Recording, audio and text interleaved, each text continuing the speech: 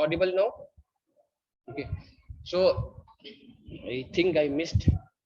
Okay, so once this constructor is getting executed, so if there is some variable present inside this constructor, so that variable will be created inside the object. So how many variables is present here? One. So this variable will be stored inside this object. So x. So x will be stored here. So now how it got this 10? Because the what will be stored inside is m 10. So that 10 will be stored to x. So x will be having 10. So similarly, when you execute this second object, so what will happen? So first of all, it will create the t2 variable inside the memory. So after that, it will create the object. So once object is created, it will give some address. So that address will be stored inside this t2 variable. So once it is done, what it will do? It will call the init method or the constructor. So now when it calls the constructor, you can see here. Okay. Now it will pass what value? So this 20 will be stored to m. Now in this constructor, are you having any variable? We are having some variable called x. So now this x variable will be created inside this object. So this x variable will be created inside this object and it will store 20. So the value of m. The value of m is nothing but 20. So this 20 will be stored to this x. Now we have to here what we have to understand is, so we can create a variable inside a constructor. So we can create a variable inside a constructor. So if you want to create a variable inside a constructor, what we have to do? We have to write self.x. So you have to write self.x. So why you are writing self.x? It will be clear in the next slide. Okay. So now I'm writing here print t1.x. I'm writing print t1.x. So now tell me what will you print it? How 10? I'm writing print t1.x. So now when I'm writing t1, so now remember the Python will go to memory. In the RAM memory, it will search for t1. Is t1 present? Okay, so when you encounter t1.x, so remember the Python will jump to RAM memory, it will search for t1. Is t1 there? So once it finds t1, it will get the address. So what is the address? 0x100. Now it will jump to that address. So Python will jump to that specific address. Now inside this address, it will try to search x. Is x present? Yes. So x is present. So what is the value of x? 10. So it will print 10. Similarly, if I write t2.x, what it will do? Now Python will go to memory. It will search for t2. Is t2 present? Yes, it is present. Now what is t2 storing? So some address, correct? No. Now Python will go to that particular address now. Okay. So now here it will try to search for x. Is x present? Is x present? What is the value of x? 20. So it will print 20. So like this, your program will be executed internally. So like this, if you're writing some code like this, your program will be executed internally in same way. Is this clear? Or any doubt is there? So if you have, so if you directly write x, you will get error. I'll show you this code, don't worry. Okay. Now let us see same example in the PyCharm. Okay. So I'll create a class called test. So now in this class test, I'm having one constructor. So def init. So any parameter is there? Yes. So the parameter name is em. Now in this, what I'm writing? So self dot x is equal to em. Self dot x is equal to em. Now after this, what I'm doing? I'm just creating the object. Correct? No, I'm just creating the object. So how to create object? So maybe t1 is equal to test. Now is it expecting any argument? Definitely yes. So I'll pass some value called 10. I'll pass some value called 10. Similarly, I'll create one more object. T2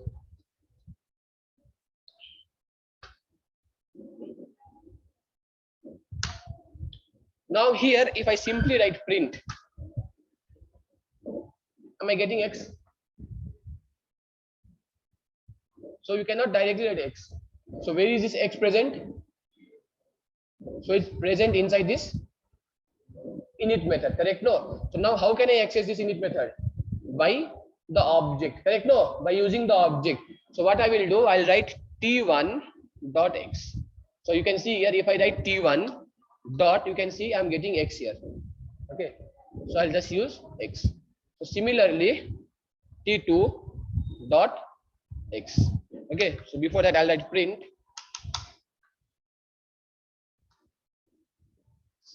t2 dot x. So if I execute this code, you can see same output. I'll get output as 10 and 30. Okay, am I getting same output? So this is how. Okay, so remember, so if I write t1 here, so what is t1 storing?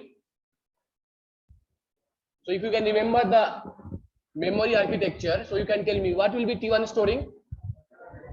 So it is indirectly something like this. Okay, so if I write t1, so this code is nothing but I'm writing so 0x100 dot x. Similarly, 0x200 dot x. Now is it clear? Okay, so this t1 will have address of this object, t2 will have address of this object. So if I write like this, both are same, but we don't know the address. We don't know the actual address, so you have to use t1 only. Okay, there is no other option. So is this clear? Yes or no?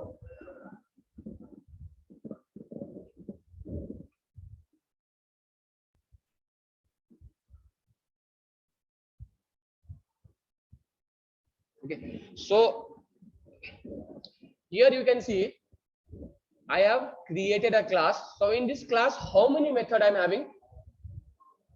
So one is init method and one is increase method, correct? So now I'm creating one object. I'm creating one object. Similarly, so what will happen when I create an object?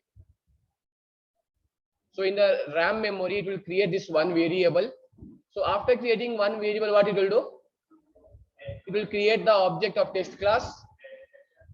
So the test object is created in some memory address, and this address will be stored to this variable.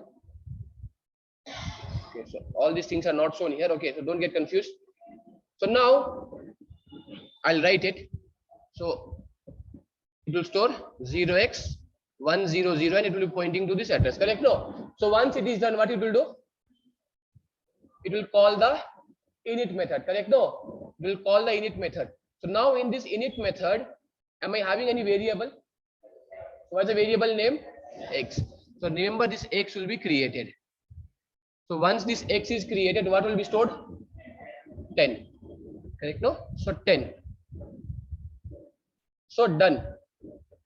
So same thing you can see here.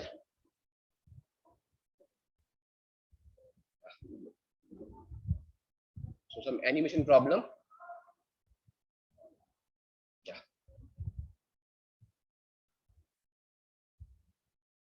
Is this clear? This step. Okay. Similarly, I'm creating one more object. I'm creating one more object. So same kind of operation will be happen. So 2. So after that object, so some address, and that address will be stored. Is this much clear? Is this clear? Now you have to understand. So I'm writing print 1.x, print 2.x. So what will be the output of this code? If I write print 1.x, what will be the output? So 10, correct? No. So 1 is storing what? So 1 is storing 0x100. So it will go to that address and it will search for x. So x is having what? 10. So it will print 10. Similarly, 2.x. So what it will print? 5. Very good. It will print 5. 10, 15. How? 10, 15. Okay. So now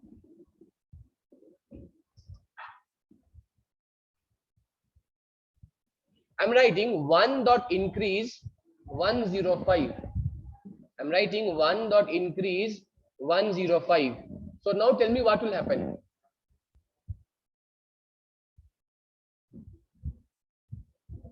Now we will call this method, right?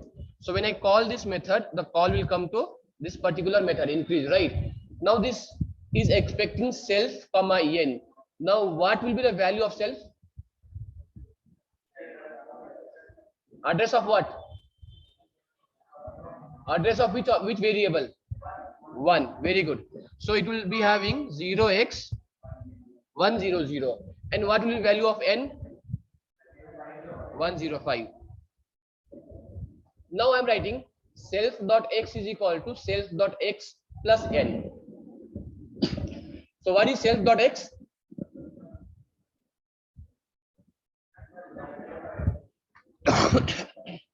So is it going to create one more variable?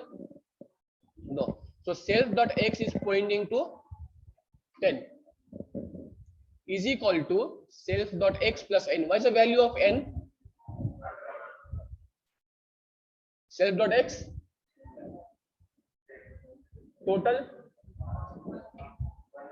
115. So this 115 will be stored to self dot x. Now the value will be changed to 115. Is this clear? Is this clear?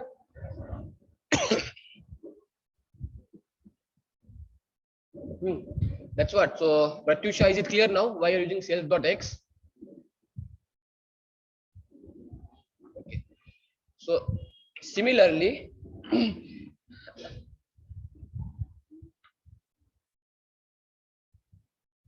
I'm writing 2 dot increase 205.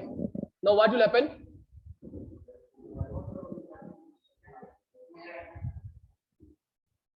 So now let us understand what will happen. Okay. So now when I write 2 dot increase, it will again call this increase method.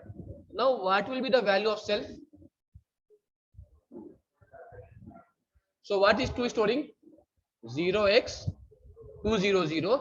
So same thing will be passed here. So 0x200. What is value of n? Value of n 205. So now n value is 205. What is the value of self dot x? Very good, 5. So updated value 210. So this 210 will store to x. So now the value of x will become 210. Is this clear? Okay. So same thing we can see here. So when I call this method, so this particular method will be called. So now it will be holding the address of this particular object. So which object? 2. 0x200 and the value 205. So 205 plus 5 equal to 210. So 210 will be updated inside my x. Okay. So if I print 1.x, if I print 2.x, what will be the value? Output of this.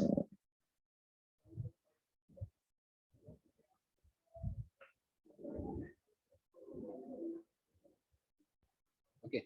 So this is how your memory, so how your variable inside the memory will be changed. Okay, this is how memory data present in a memory will be changed. Is it clear? This example, everyone, is it clear? Okay, so I think that will be enough for today.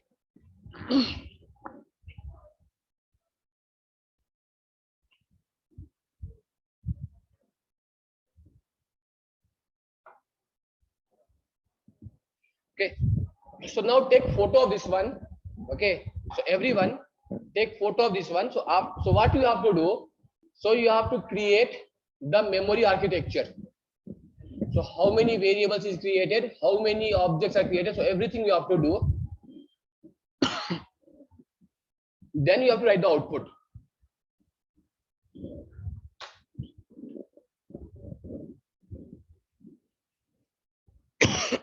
So this I'll check tomorrow. Okay, so just try to complete this. So Again, we'll catch up tomorrow. Okay, so that's enough for today.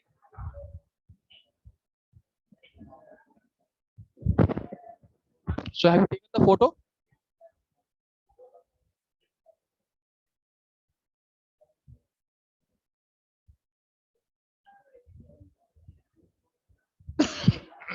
Okay. Okay, so that's all for today.